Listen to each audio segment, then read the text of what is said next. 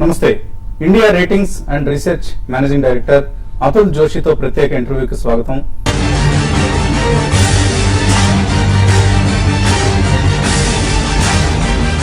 మనకు బ్యాంక్ నుంచి లేదా ఏదైనా ఆర్థిక సంస్థ నుంచి లోన్ కావాలంటే సిబిల్ స్కోర్ చక్కగా ఉండాలి. అదే ఏదైనా కంపెనీకి లేదా దేశానికి రుణాలు కావాలంటే క్రెడిట్ రేటింగ్ తప్పనిసరి. సో ఆయా సంస్థల పనితీరు, ఆర్థిక పరిస్థితి, మేనేజ్మెంట్ తీరుతుండల వంటి పలు అంశాలను పరిశీలించి క్రెడిట్ రేటింగ్ ఇచ్చేందుకు మన దేశంలో రేటింగ్ ఏజెన్సీలు ఉన్నాయి. అటువంటి రేటింగ్ ఏజెన్సీల్లో అగ్రగామి సంస్థ ఫిచ్ రేటింగ్స్. న్యూయార్క్ నగరం హెడ్ క్వార్టర్ గా పనిచేసే ఫిచ్ రేటింగ్స్ భారతీయ కార్యకలాపాలకు అధినేత Atul Joshi. All India chartered accountancy పరీక్షల్లో 12వ ర్యాంక్ సాధించిన జోషికి బ్యాంకింగ్, ఫైనాన్షియల్ సర్వీసెస్ రంగంలో 2 దశాబ్దాల విస్తృత అనుభవం ఉంది. కాబట్టి భారతీయ ఆర్థిక వ్యవస్థ పనితీరు, రేటింగ్ సంస్థల ప్రాధాన్యం, ఫిచ్ రేటింగ్స్ భవిష్యత్ ప్రణాళికల వంటి అంశాలపై సమగ్ర సమాచారం జోషి గారిని అడిగి తెలుసుకుందాం. నమస్తే జోషి గారు, and welcome to TV5 studios. Thanks for coming here. So it has been almost 16 years since India Ratings is here. So this is a Fitch group company. How is the journey so far in the past 16 years? I think it has been a very successful journey. We have now established ourselves as leaders in the banks and financial institutions space. We are leaders in structured finance space. Among all the large PSUs, we rate almost all of them. Large corporate groups, we have established ourselves, and we have started to make some inroads into the SME segment. But yes, within the SME segment, we are not a very large player given our global standards. Agency also, no? SMERA is SMERA, yes. SMERA is one such agency which is specializing in SME ratings. But yes, we are beginning to make inroads in SME, but not a very large player at this moment.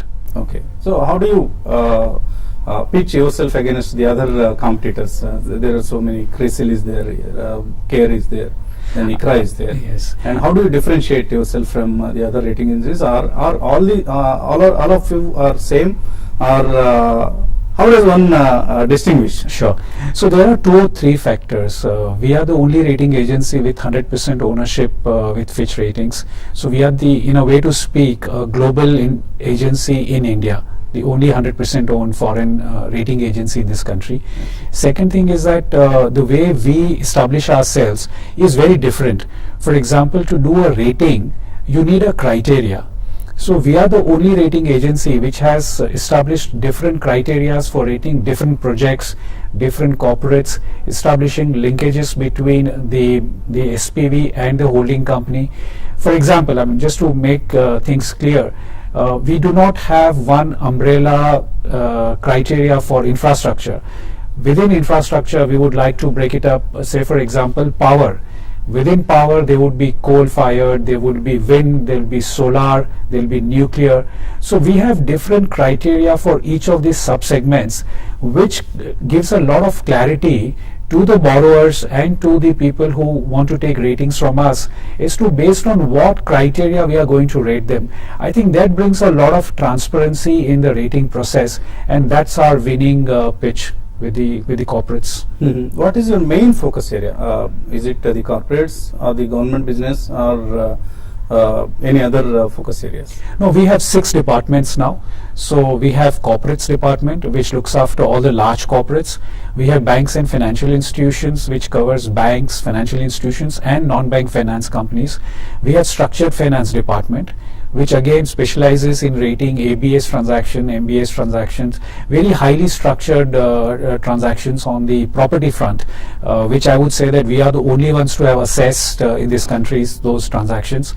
We have public finance department which rates entities which are related to the government. We rate the largest number of municipalities in this country. We rate about 22 municipalities under the JNNURM program, which is the largest among all the rating agencies. And the last but not the least, we have the infrastructure group. This group looks at only the projects which are greenfield projects, and if they are operating companies, then they would be housed in the corporate world. Last is the SME. So we have a separate emerging corporates department which is established about 2 years back, and we are now concentrating on NSIC business and SME business. RBI governor has announced the surprise rate cut. So what do you think is the main factor behind, because it's a out of policy rate cut second time Right. in a span of just 2 months. So why governor is resorting to such sudden and surprising decisions? I think the previous rate cut was not really surprising.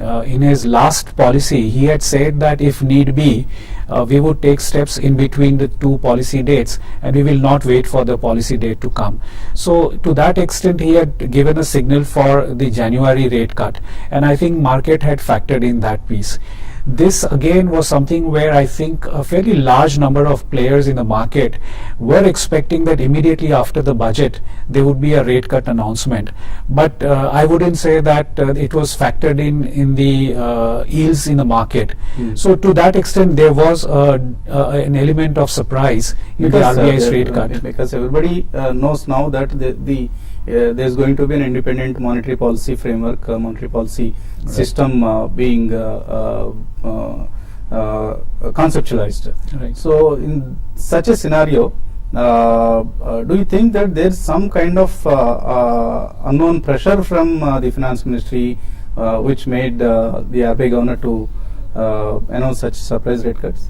No, I don't think so. I think RBI has been very independent, and I think globally among the most of the regulators, central banks, it's one of the most respected central banks in the world. And we have seen the performance of RBI through various global crises, be it 1997 currency crisis, be it 2001 slowdown, the dot-com burst, 2008 crisis, and then now the last 3 years, the European slowdown-led crisis.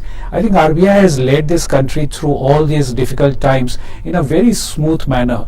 Now, the whole concept of the Monetary Policy Committee, I think, was mentioned by RBI, was initiated by RBI. The framework is going to be drawn up. It's in consultation with RBI.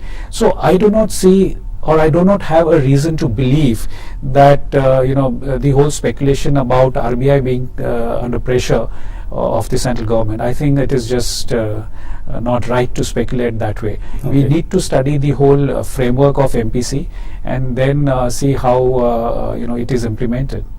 India ratings and research managing director Atul జోషితో ప్రత్యేక ఇంటర్వ్యూలో చిన్న విరామం.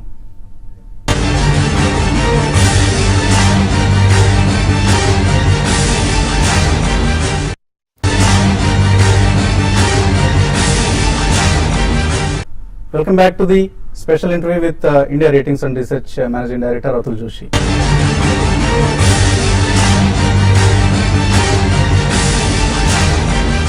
So now that the rate cut has happened, everybody's opinion now is that the rating agency should upgrade the sovereign rating. Of course, though you don't do that from your Indian operations, it's being overseen by some other department of yours, the Fitch maybe headquarters.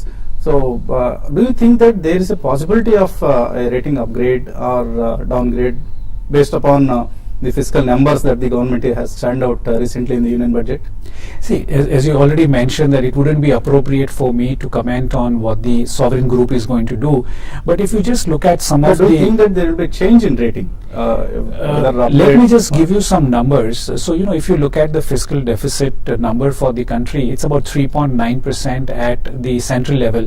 But if you were to combine the central plus the state, it is about 6.25 to 6.5% range. Now, the BBB median, with countries which are rated BBB, that median is somewhere closer to 2.5%.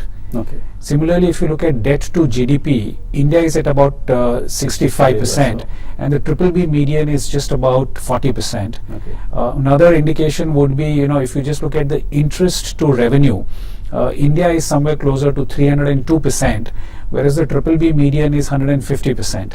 So there are several of these. So many fronts. There are so many things that we look at, the sovereign group looks at when they rate a country.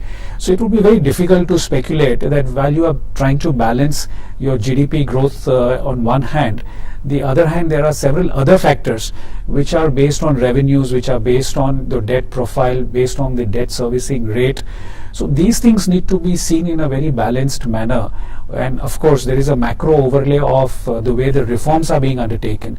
So these factors would, help the sovereign group come up with a conclusion. It would be too early to say anything. The at other this day we have juncture. seen S&P saying that the quality of fiscal consolidation, in their opinion, is not so high. So if we again, the quality of fiscal deficit, when they say, basically what it implies in the global economic world is the revenue deficit.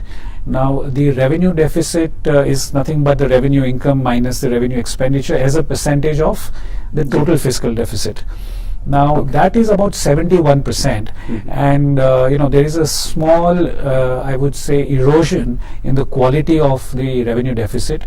It was somewhere around 70.7%, and the 15-16 is expected at 71%.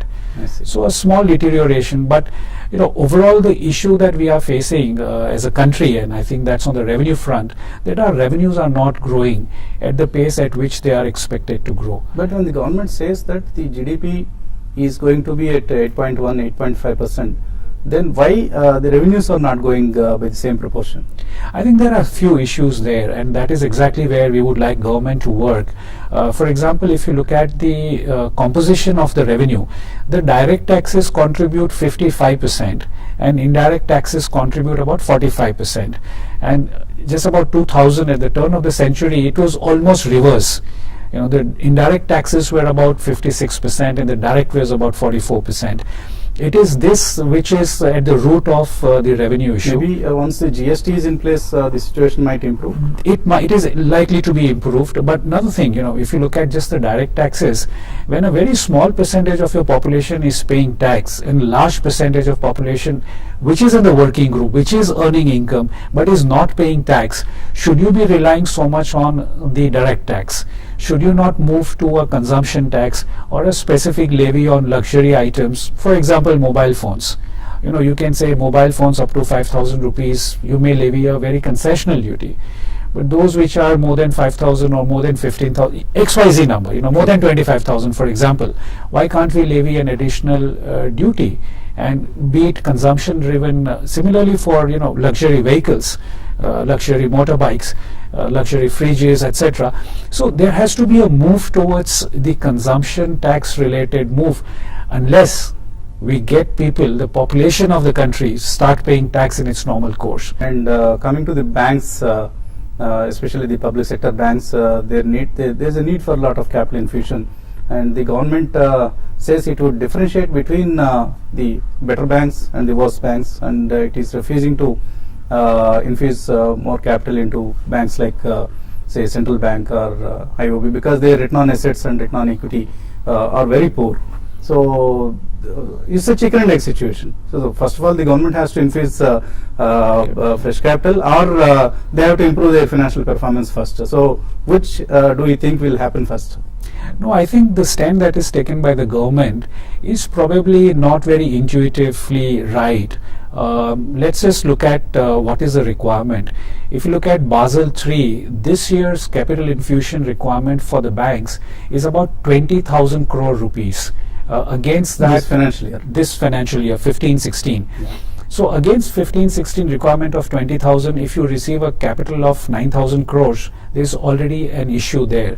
Second thing, if you look at capital requirement going all the way up to 2019, it's about 1.6 lakh crores.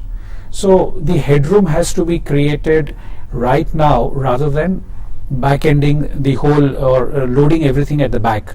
Now, in terms of the efficiency parameters that the government has come up with, I think there are certain things which we need to, probably look at in a little dispassionate manner. One is that who is the major shareholder and who is driving the management of the banks. Several times we have seen instances where the bank chairman's post is lying empty for months together, sometimes even almost a year's time. Even big banks like Bank of Baroda. Several banks. Second thing is that, in terms of the autonomy of the board of directors or the constitution of the board of directors, you still have some social workers, etc., who are on the boards of PSU banks, but the quality of composition of board of directors of private sector banks is very different. Third thing is the tenure of the board.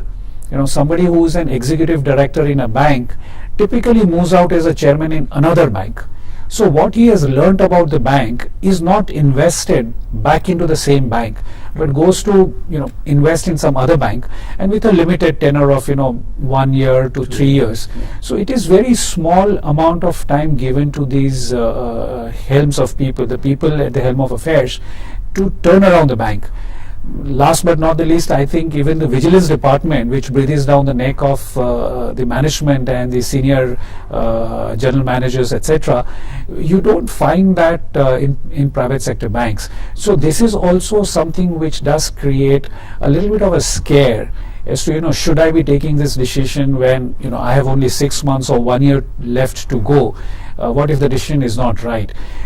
This is where I think there are questions which need to be answered by the government itself as a shareholder. So once I think that is addressed, then putting the criteria of... There's a solution shown by the government by forming that committee, the executive search committee, something that they have mentioned in the budget. Maybe there's a solution for this through that mechanism.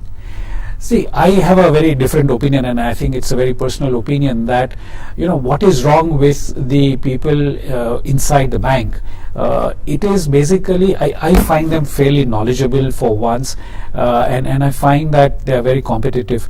The issue is the autonomy given and the tenure given, as I said. If that is addressed, give a chance to the leaders from within, people within the bank, and then I think give them 3 years time frame to perform. And if they don't, then you take a call, then you put the performance parameters for infusion of capital. It would be a much better step from my perspective, rather than at this worst time at the bottom of the cycle. If you put the performance parameters, it does really hurt the banks. And another point that I would like to make is the NPLs and the restructured loans of the public sector banks.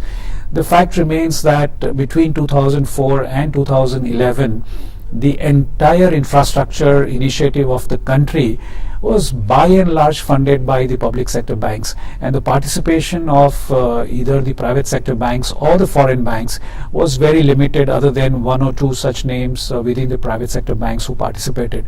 So they were the ones who actually funded the infrastructure.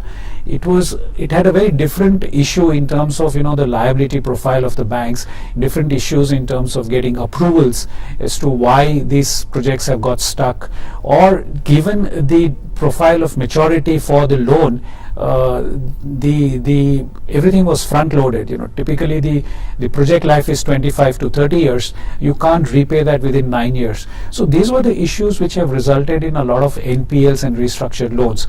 So at the bottom of the cycle, if you put a performance parameter, I think we are not doing justice to the public sector undertakings. So on the personal front, you are a topper in the chartered accountancy, and I think you were the 12th ranker when you wrote the exam. So for people who wish to make a career in the banking financial services sector, so what is your advice to them? I think there are very large opportunities as the banking sector opens up, and as we have financial inclusion coming through small banks, the payment banks, large set of NBFCs, microfinance institutions. So the financial services sector, insurance companies. So I think financial services sector is going to grow multiple times over the next 5 to 10 years time frame, and all the youngsters who are looking to get into financial services should look at banking or financial services as an option. I think chartered accountancy does help in a very big way. So does the skills to appraise, or at the lower level people who are not able to get into professional careers, but simple graduation can get them into the probationary officers examinations with the PSUs or cooperative banks, etc. So I think there are a lot of opportunities in the financial services sector, and I would urge the youngsters to definitely look at the financial services sector with an open eye. Okay, so thank you very much, Mr. Atul Joshi, Thank you for coming to TVFS Studios and advising our viewers about the BFSI sector. Thank you very much. So chartered అకౌంటెంట్గా తన అనుభవాన్ని అలాగే banking financial services రంగంలో 2 దశాబ్దాల విస్తృత అనుభవంతో అతుల్ జోషి ఇచ్చిన సందేశాన్ని గమనించారు కదా. సో ఇది ఇవాల్టి ప్రత్యేక చర్చ. Keep watching TV5.